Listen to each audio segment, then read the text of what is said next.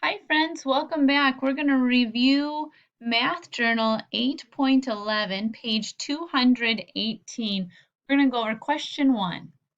How many more pine trees are there than maple trees?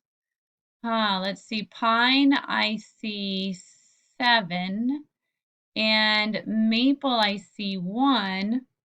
In the question, I got to look at the question again. It says, how many more? Well, I know that how many more means that I should subtract. So 7 minus 1 is 6. Let's look at question 2. What shape is each face? Well, if I just look, a face is like this side. This is a triangle prism, but it's not asking the shape. It's asking the shape of each face. And I see that that is the face of a triangle. Triangle. All right, let's go on to question 3. Oh, that unit, you know my favorite unit, friends. We miss our friends. We get to see you on Zoom, which is really nice. Friends, all right. Solve 9 plus 41 plus 20 plus 18. I see a 9 and a 1. That combination, there's a 10, right? So 10 and 4 tens and 41. 10 and 4 tens, that's 40 plus 10 is 50, plus 2 tens and 20, that's 70, plus a 10 here, that's 80. My answer here is 88. Now that's helpful if you can do the mental math, but you know what? Writing it down is really great too. Even if I could just write that one down, I'm going to go 41, 20, 18, and 9. It helps to write things down too. Let's see here. Oh, 9 and 1, that's 10 plus 8 is 18. Carry the 1. 4 plus 1 is 5, plus 2 is 7, plus 1 is 8. I came up with the same answer twice, 88. That's great. Number 4, solve using partial sums addition. You don't have to use partial sums. You can use any route you want. If you want to, you can, but I'm going to go up and down here. 7 plus 1 is 8. 5 plus 3 is 8, and 1.